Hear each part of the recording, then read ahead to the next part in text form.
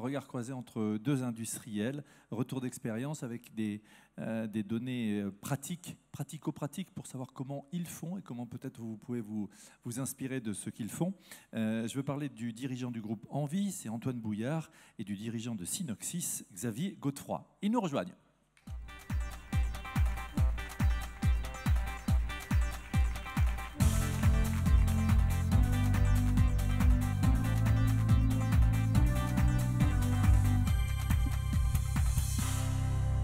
Bonjour à tous les deux, merci d'être avec nous. Bonjour. Bonjour, merci de nous faire partager votre expérience d'industriel passionné. Je vais brièvement présenter les deux entreprises. Il y a d'abord Antoine Bouillard, histoire familiale, on va y revenir. Le groupe Envie, des expertises nombreuses avec 3 marques, hein, Envie Plasturgie, Poétique, Plasure. On est dans le développement, l'injection, le soufflage et le rotomoulage. Et puis des domaines de prédilection comme le médical, la sécurité routière, l'environnement, les jardins, le bricolage, le bâtiment de travaux publics, jouets, puériculture. Donc on est très large et on va voir justement comment vous opérez et vous dirigez votre groupe. Merci en tout cas d'être avec nous. Xavier Godefroy, expertise nombreuse là aussi, usinage, formage, pliage, collage et soudure, assemblage, finition, impression 3D. Et là, on est dans des domaines aussi divers que l'industrie, l'agencement, le nautisme, le médical ou le design. Donc vraiment, votre retour d'expérience va être intéressant. Je le disais, Antoine Bouillard, groupe familial, tout a commencé avec votre grand-père au sortir de la guerre, en fait. C'est ça, mon grand-père et son frère ont fondé l'entreprise en 1945. Ils étaient mécanos au départ, une histoire qui est moins ancienne que celle du groupe Lépine, mais qui ressemble un peu, parce qu'ils ont changé de métier pour muter vers la plasturgie. Voilà. C'était des créatifs, c'était des gens qui aimaient jardiner et qui se retrouvaient à exercer leur loisir favori en se disant tiens, il me faudrait un panier pour récupérer mes pommes, il me faudrait un semoir pour planter mes radis, et ils ne se dégonflaient pas. Ils dessinaient les produits, ils les produisaient, ils les vendaient facile à l'époque. Voilà. Donc c'est comme ça qu'on a commencé à se développer dans le produit propre de jardinage. Ensuite, on a suivi une histoire un peu opposée à celle que plusieurs dans la salle, je suppose, suivent eux, c'est qu'on est allé vers la sous-traitance. Alors qu'au départ, on faisait des produits propres, il n'est pas rare que les plasturgistes fassent l'inverse plutôt. Voilà. On a fait ça parce qu'on a cherché à limiter notre dépendance au marché de la grande distribution, à limiter notre dépendance à la saisonnalité des produits jardin. Voilà. Alors donc on le voit, hein, aujourd'hui vous êtes leader français de la décoration en plastique, oui. Avec en termes de circonférence, on fait la totale hein, chez vous. Hein. C'est ça, il y a une grande diversité d'activités. Donc le jardin, c'est la marque Poétique, qu'on a changée en 2015, parce qu'auparavant, la marque fondée par mon grand-père et son frère, c'était BHR, Bouillard Henri René. Sachant qu'on fait des produits très féminins, déco, accessibles, on n'était pas très bien perçu sur le marché avec cette marque-là. Oui, l'acronyme n'était pas forcément ça porteur. Passe beaucoup mieux. Tout de suite. Alors, il y a des moules et puis des pots. Hein, enfin, ça va de 7 cm à 140 cm. Hein, donc Voilà, pour l'instant, les plus gros qu'on fait font à peu près 1000 litres de terre. Ouais. Voilà. Et donc, des moules, vous vous êtes mis à faire vos propres produits. Hein, et on va voir comment vous avez évolué du jardinage vers l'animal et puis la pêche et tout ce que vous avez pu développer. Xavier Godefroy, un peu aussi une belle tradition d'innovation, d'avant-garde, comme Antoine Bouillard. En fait, tout a commencé avec Jean-Claude Join, c'était en 1981. Un peu d'histoire. Oui, donc beaucoup plus récent que déjà plusieurs intervenants. Donc Jean-Claude Join, en 81, qui décide de travailler dans son garage, dans un petit village proche de Nantes, pour répondre à des besoins qu'avaient ses clients, enfin, ou les gens qui venaient le voir, avec un intérêt pour tous les gens qui venaient le voir en lui disant « j'ai un problème et on m'a dit que c'était impossible ». Et vous allez pouvoir résoudre mon problème. Et vous allez pouvoir résoudre mon problème. Et pallier le problème que je rencontre. Et donc Jean-Claude a démarré en tant que sous-traitant et donc a travaillé. Il a démarré dans le garage en plus. Hein. Il a travaillé dans son garage. Steve Jobs. Voilà, exactement. Et puis après, il a eu un premier salarié. Il est passé de la fleureuse et de la scie sauteuse au centre d'usinage à commande numérique. Il m'a raconté il n'y a pas longtemps que la première fois qu'il avait son premier achat de centre d'usinage à commande numérique, il ne savait même pas comment ça se programmait. Et donc, pour parler d'innovation, il sentait que c'était un de ses futurs. Voilà, avance de phase. À noter aussi, par rapport à tout ce qui a été fait, on parlait tout à l'heure de collaboration, de l'idée de chasser en meute. Hein, je crois que c'est Pierre Gattaz qui disait ça. Lui, il a créé un groupement d'intérêt amical. Ça aussi, c'était pas banal. Hein. Non, ça, c'était pas banal. Surtout le nom, le GIA. Il y en a beaucoup qui croient que c'est Groupement Islamique Armé. Chez nous, c'est un groupement d'intérêt amical. Ça remonte à 1995, donc une idée de 3 chefs d'entreprise plasturgistes qui étaient sur des technos complémentaires, pas spécialement concurrentes, ça aide, peut-être un petit peu de frottement de temps en temps, et puis ils s'aperçoivent qu'ils ont toujours les mêmes clients, en tout cas qu'ils ont des clients communs, qui se croisent régulièrement sur les salons. Ils s'aperçoivent aussi qu'ils aiment bien la bonne bouffe et le bien boire, ça aide aussi. Le partage. Et du coup, ils décident de travailler ensemble, et de communiquer ensemble, et tout ça de façon complètement amicale. C'est-à-dire qu'il n'y a aucun lien entre les sociétés, aucun lien juridique, aucun lien au départ au moins d'actionnariat. Et ça continue encore aujourd'hui. En fait, on partage nos portefeuilles clients, on partage notre communication, les salons, etc. Donc il y a un vrai écosystème voilà. Et on s'entraide. Alors quand vous dites on, c'est parce qu'en 2007, non pas Euro, mais Xavier est arrivé. Hein, c'est oui, ça tout à fait. En 2007, Xavier est arrivé, a racheté l'entreprise après un premier changement de propriétaire déjà. Et puis, il a essayé de continuer finalement une histoire qui se passait bien. Et sans changer grand-chose au départ. Et puis la crise de 2008 est arrivée et il a fallu changer un petit peu de paradigme. Ce n'était pas très longtemps après ma reprise. Et il a fallu changer un petit peu et passer de sous-traitant à remonter un petit peu dans la valeur ajoutée pour le client. Alors c'est intéressant ce que vous dites et d'ailleurs ça fait écho à ce que vous avez vécu aussi, Antoine Bouillard. Vous avez senti, hein, on parlait de 2007-2008 avec Xavier, que dès les années 2000 il y avait un ralentissement et qu'il y avait une nécessité de ne pas avoir tous les plastiques dans le même panier, si j'ose dire, et de diversifier. Voilà, on a voulu diversifier, mais le problème c'est qu'on n'était pas connu pour autre chose que des pots de fleurs.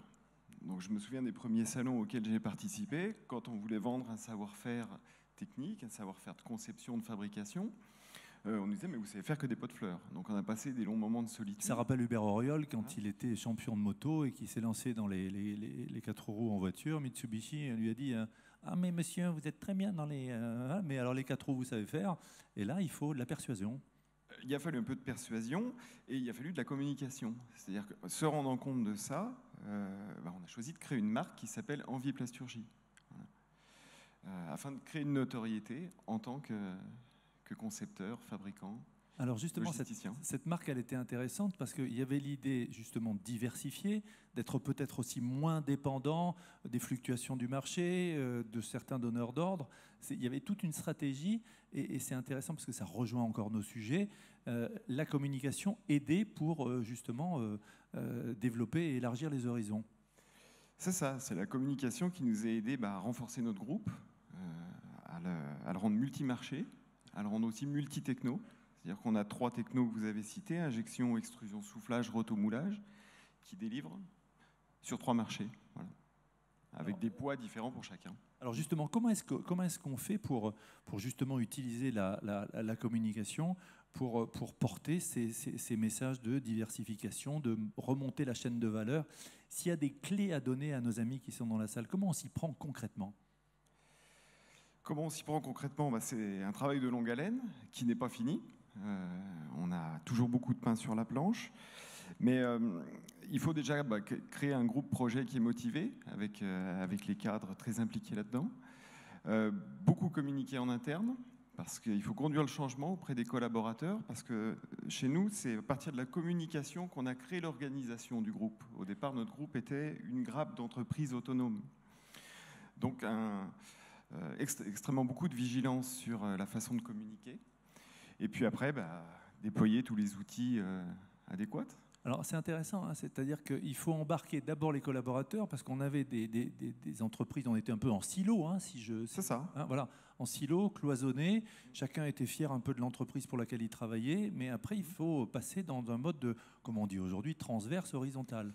C'est ça. Donc ça a été un chemin assez long qui n'est même pas tout à fait fini parce qu'il n'est pas rare qu'il y ait des collaborateurs qui n'aient pas encore changé complètement leur vision de l'entreprise. Après, l'autre élément très important, ça a été l'écoute des clients, leur compréhension des besoins sur chacune de nos activités pour que la communication de marque soit adaptée. Parce qu'on est sur du jardin, sur de la santé, sur de la sous-traitance. On aborde des interlocuteurs complètement différents qui vont avoir des attentes, des risques complètement différents. Alors c'est ce que disait Karim Boras à l'instant, hein, c'est-à-dire qu'il faut bien connaître son client pour cibler et adapter une communication qui soit en phase avec ses attentes. Absolument. Et nous, en interne, il faut savoir changer de casquette. Quand j'ai la casquette envie plasturgie, c'est pas vraiment la même que poétique. Voilà. Donc vous avez cette polyvalence que vous promouvez. Communication aussi, ça a été important aussi pour vous, Xavier Godefroy, pour justement diversifier, remonter la chaîne de valeur. Comment est-ce que vous y êtes pris ? Alors déjà, communication dans le changement de nom. À l'époque, en 2000, enfin à l'époque, j'avais ma fille qui me disait à l'époque, tu parles des rois et des reines. Non, pas tout à fait. En 2010-2014, on s'appelait toujours Joint Solutions Plastiques, du nom de notre fondateur. Et en fait, à chaque fois qu'on appelait un client, on disait Joint Solutions Plastiques. Et la première réponse qu'on avait, c'était on n'a pas besoin de vous, on n'a pas besoin de joint. Et donc, il fallait qu'on explique que ce n'était pas la même orthographe, qu'on n'avait rien à voir avec les joints. Que vous n'appeliez pas uniquement au mois de juin aussi parce Oui, voilà. En fait, on disait surtout que le seul rapport qu'on avait avec les joints, c'était qu'on avait quelques collaborateurs qui en fumaient, mais ça ne faisait jamais très bon effet. Et donc, on s'est dit, il faut absolument qu'on change de nom. Et donc, on a travaillé sur notre identité pour devenir Synoxis, avec un logo qui essaye aussi de donner une image de notre façon d'avancer, d'essayer dans une partie ou une autre.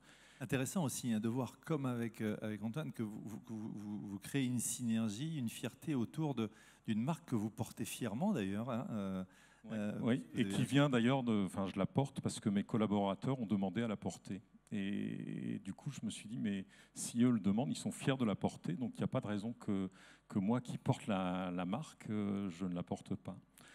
Donc oui, voilà, cette marque, elle permet justement de pallier les problématiques qu'on a évoquées, que vous avez rencontrées, hein, c'est-à-dire des fluctuations en termes de chiffre d'affaires, une dépendance trop forte par rapport aux donneurs d'ordre, pour justement remonter la chaîne de valeur avec une proposition pour le client. Donc passer de plus en plus à j'ai horreur de ce terme-là parce que je trouve qu'il est complètement galvaudé, mais malheureusement, j'en ai pas d'autres. Donc de passer de plus en plus à la co-conception. Et à pousser nos clients à venir nous dire ce dont ils ont besoin. Donc, alors là, c'est un point qui est clé, pardon de vous couper, parce que ça rejoint ce que disait Flavie tout à l'heure. C'est-à-dire qu'on est en haut de l'échelle, hein, Flavie, si je ne me trompe pas, on est dans la notion de partenariat poussée à son extrême, puisque là, vous proposez aux clients de venir co-construire, co-travailler sur des solutions qui les satisfont. Oui. Alors, je n'ai pas l'impression d'être en haut de l'échelle, moi, merci.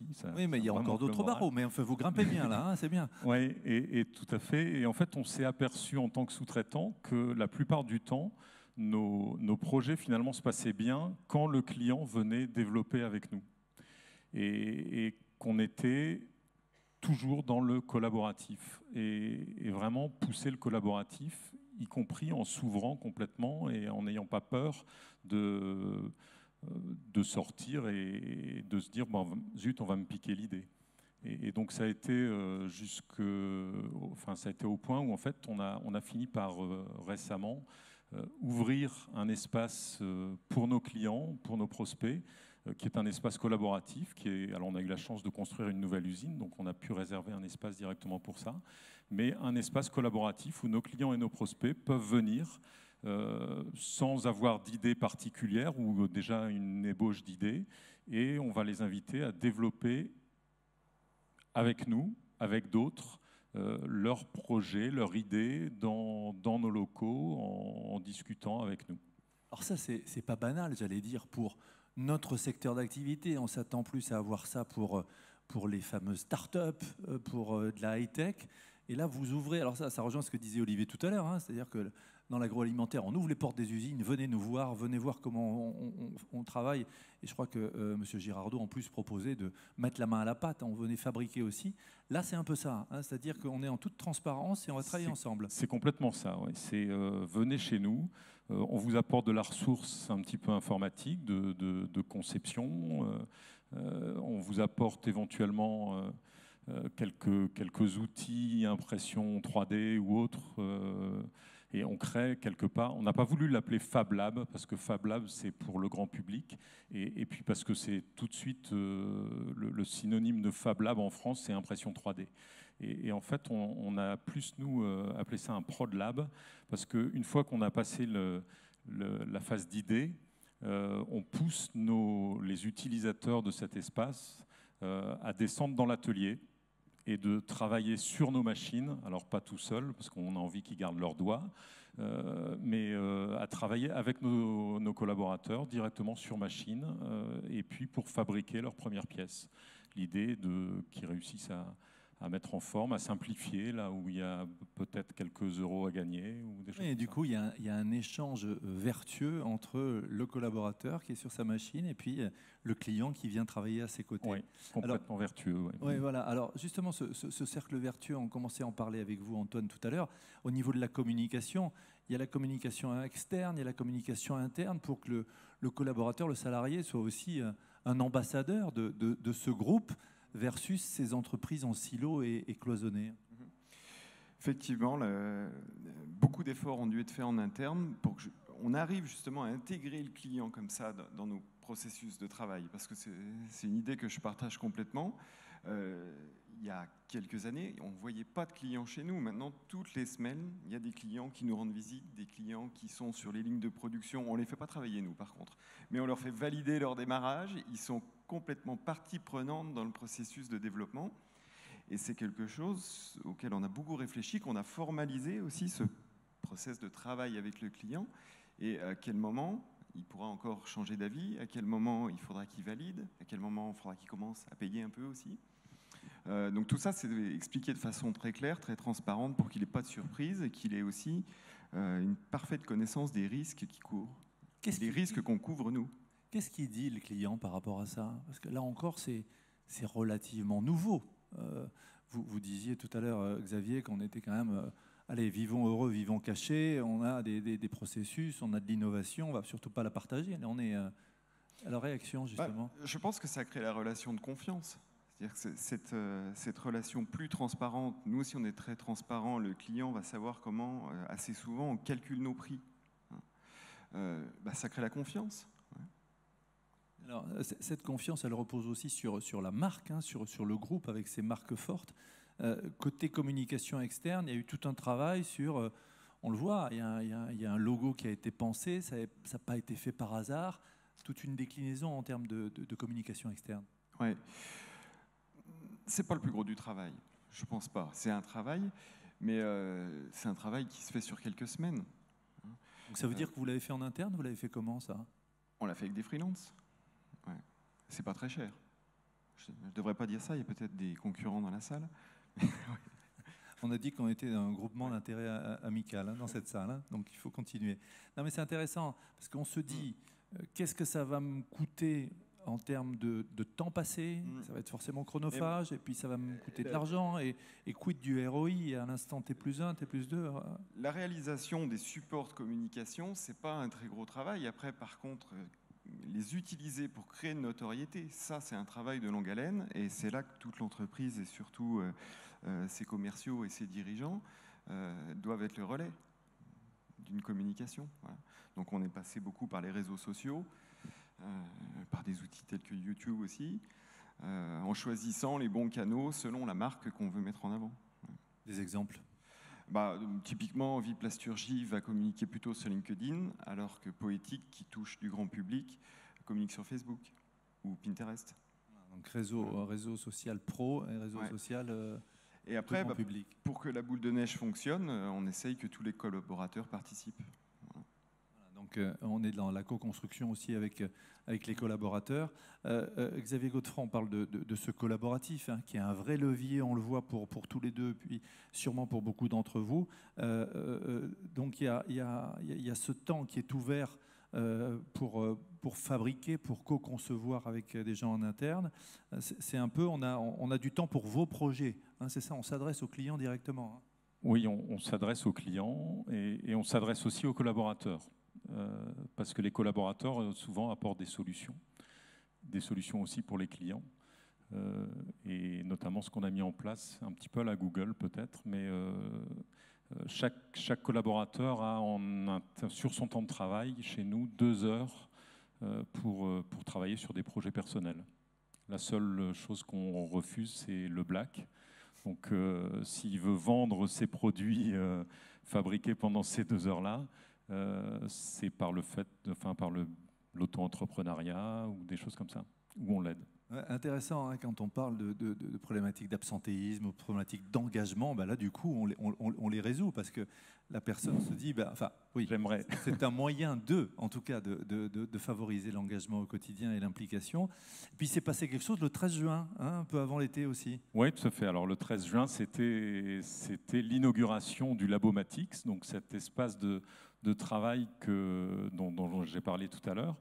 Et là aussi, l'implication des collaborateurs et le collaboratif est important, puisque cette idée de Fab Lab, ça fait 4 ans qu'elle est dans les cartons, ça fait 5 ans qu'elle est dans les cartons, et on n'arrivait pas à la faire émerger, en fait. Et donc, alors on n'avait peut-être pas des locaux tout à fait adaptés, mais même en ayant déménagé, il a fallu 2 ans finalement pour qu'on la mette en place. Et ça s'est fait par le biais des collaborateurs, puisqu'il y a 1 an, on a dit, bon, on n'arrive pas à sortir cette idée de Labomatix, à la mettre en place. Donc, on a demandé à nos collaborateurs de plancher dessus et on a une dizaine de collaborateurs qui ont travaillé sur le sujet et puis, au final, qui ont conceptualisé, qui ont mis en forme le Labomatix. Et ça s'est traduit par un événement dans le cadre du Printemps de l'innovation qui a lieu en Pays de Loire, et avec une inauguration de ce local, tout organisé par les collaborateurs. Ça, c'est super. Et c'est ouvert à vos pairs, c'est-à-dire que les personnes dans la salle peuvent aller faire un tour? Oui. C'est collaboratif, voilà. C'est ouvert à tous les porteurs de projets hors grand public, puisque nous ne sommes pas ERP, établissement recevant du public. Donc c'est possible. Alors, si on voulait synthétiser, hein, on voit que tous ces aspects de communication, ces aspects de positionnement de la marque, d'engagement des collaborateurs, de vraies connaissances fines du client, d'implication, hein, le côté partenariat, souvenez-vous du haut de l'échelle est important. En 3 points, si on devait synthétiser, Antoine Bouillard, qu'est-ce qu'on dirait? Déjà, vous l'incarnez, il y a l'impulsion du dirigeant quand même, hein. L'impulsion du dirigeant et du CODIR, on va dire, l'encadrement de l'entreprise. Ça a été facile de convaincre le CODIR? Pas toujours, non. Pas toujours. Il y a des gens qui étaient plus ouverts, naturellement. Oui. Mais bon, je pense que le CODIR est maintenant largement convaincu, heureusement. Voilà. Le deuxième point, c'est l'écoute client. C'est vraiment de mettre le client au cœur des réflexions qu'on mène sur sa communication. Voilà. Et puis le troisième point, c'est d'organiser l'entreprise en cohérence avec sa communication pour que ça ait un vrai sens en interne, en externe.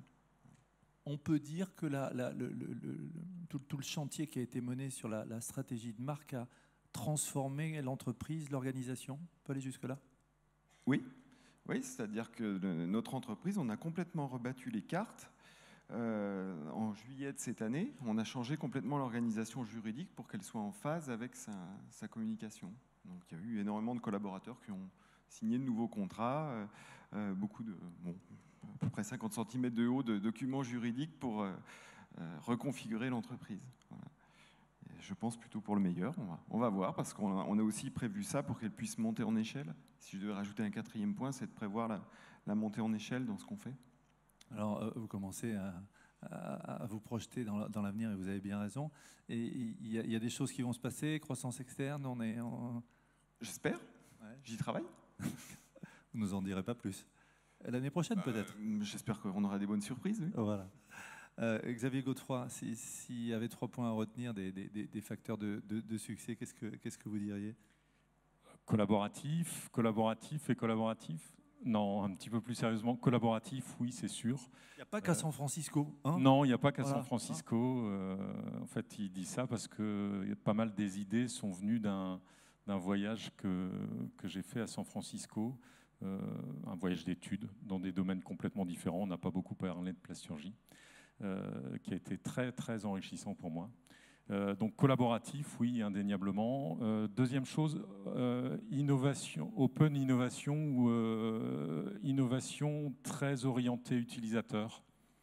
On n'a pas parlé des produits propres qu'on a développés depuis 2 ans, mais à chaque fois on les développe en mettant l'utilisateur à notre place, ou en se mettant à la place de l'utilisateur, et donc, notamment une filiale qu'on a créée pour on fabrique des équipements pour la culture de microalgues, et on s'est mis à cultiver des microalgues dans l'usine pour se rendre compte des difficultés que pouvaient rencontrer les utilisateurs.